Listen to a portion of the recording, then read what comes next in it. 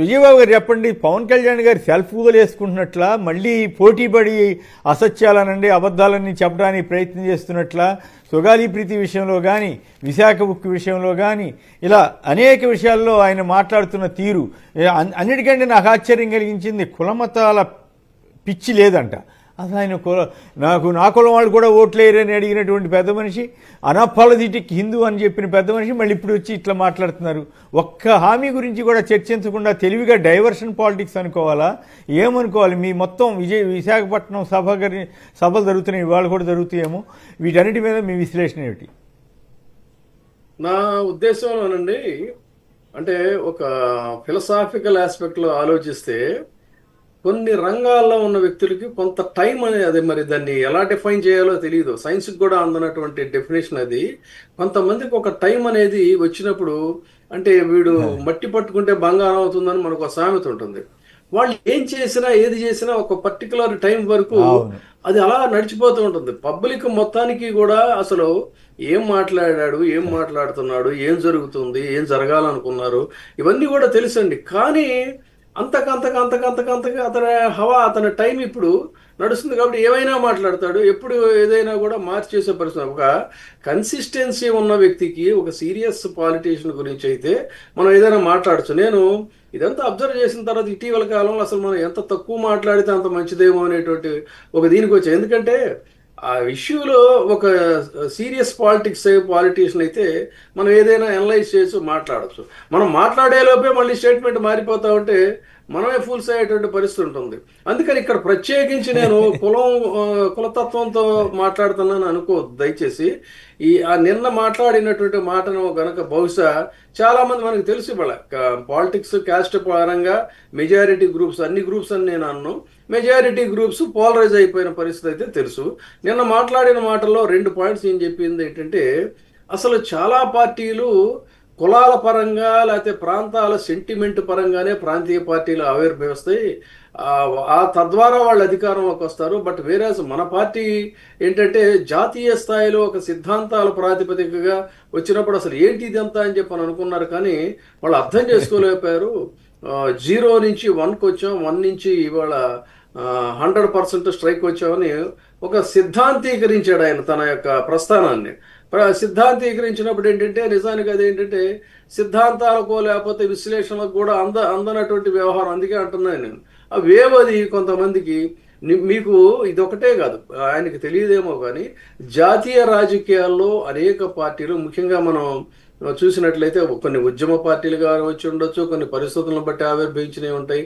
ఇవన్నీ కూడా ఒక పెద్ద వేవ్గా వచ్చి అలానేది ఎప్పుడు ఎంత పైకి ఎగిసిపడుతుందో అంతే దీని కింద పడిపోతుంది. ఇది చరిత్ర చెప్తున్న సత్యం. కానీ పునాదుల ప్రాతిపదికగా లేచినటువంటి వృక్షాలు అనేటువంటివి మాత్రం అవి శాశ్వతంగా చిరకాలంగా సుదీర్ఘకాలంగా లేదంటే నిలబడతాయి.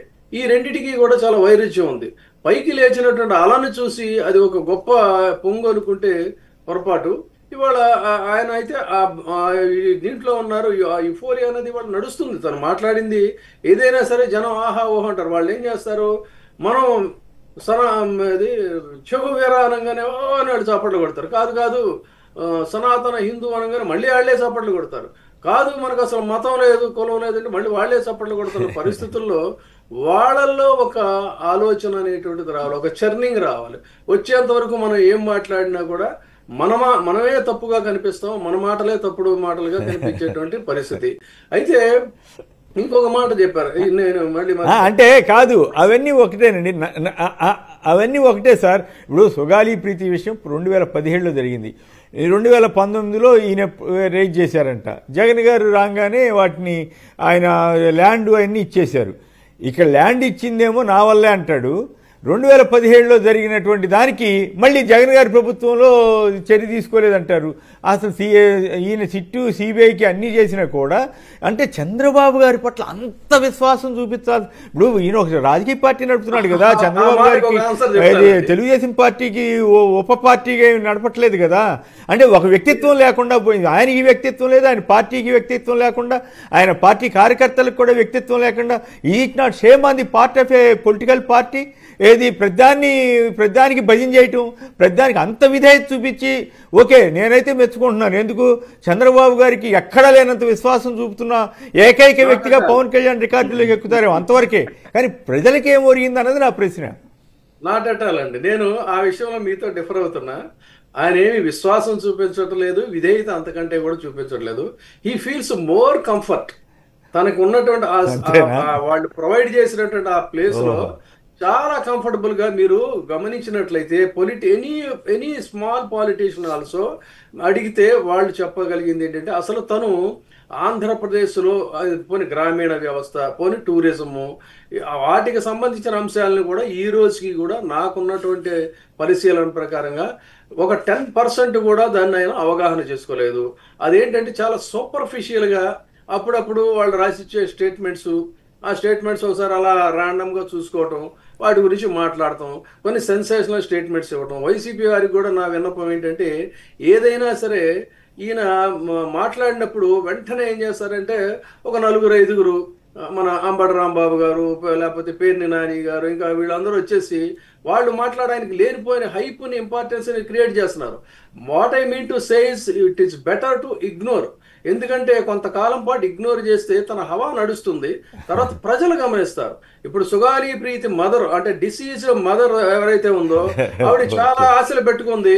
ఈ రోజున ఆవిడకి ఏంటి అనేది తెలిసింది. ట్రైబల్స్ ఉన్నారు, వాళ్ళు ఏదో ఆశలు పెట్టుకున్నారు, వాళ్ళు రియలైజ్ అయ్యారు. ఇలా ఒక రియలైజేషన్ అనేది పబ్లిక్ లో రానంత వరకు మనం ఎంత గొంతు చించుకున్నా కూడా మనమే దోషులుగా నిలబడతాం. అందుకని it is better to ignore some time. అప్పుడు మాత్రమే వాస్తవాలు ప్రజలు గ్రహిస్తారు. అందుకని మీరు చెప్పిన దాని ప్రకారం ఓకే. అయితే అట్లా అని చెప్పి అట్లా కాదు కదా, డిప్యూటీ సీఎం 21 సీట్లు, వ్యవహారం కథా కమామేషం ఉంది, నాకు అత్యంత జనాదరణ ఉంది, చంద్రబాబు గారి కంటే కూడా ఒక దశలో నాకే జనం వస్తారని చెప్పుకున్నటువంటి వ్యక్తి. ఇక్కడ పాయింట్ ఏంటంటే అలాంటి వ్యక్తి గురించి మాట్లాడకుండా ఉండజాలను. కానీ అంటే మీరు చెప్పిన దాని ప్రకారం ఏంటంటే స్పెషల్ ఫ్లైట్లు వాళ్ళు ఏమడిగితే అది ఇస్తున్నారు అనేటువంటి ఒక ఆనందంతో ఈ రకంగా ఆయన విధేయతగా ఉంటున్నాడు అనేటువంటి అభిప్రాయం మీరు చెప్పినట్టుగా నాకు అనిపించింది. కంఫర్టబుల్ జోన్ లో పెద్దగా కష్టపడకుండా, పాలనా వ్యవహారాలపై దృష్టి పెట్టకుండా, చాలా హాయిగా కావలసినంత రాజభోగాలు వస్తున్నప్పుడు ఆ రాజభోగాలు అనుభవిస్తున్నారు. చప్పట్లు కొట్టడానికి వీర తాళ్ళు వేసుకున్నటువంటి వీర విధేయులు ఉన్నారు. ఆ వీర తాళ్ళు వేసుకుని చప్పట్లు కొట్టే వీర విధేయులు ఉన్నంత వరకు తను ఏమైనా మాట్లాడతాడు. అయితే ఇక్కడ కాపులు ఎవరైతే ఉన్నారో, కాపులు ఏమనుకున్నారు, మనకి ఒక నాయకుడు దొరికాడు ఇంతకాలానికి అని చెప్పి అనుకున్నారు. వాళ్ళు ఈ రోజున ఆలోచించాల్సింది ఏంటంటే ఆయనకు కులం లేదన్నాడు కాబట్టి యూ డిసైడ్.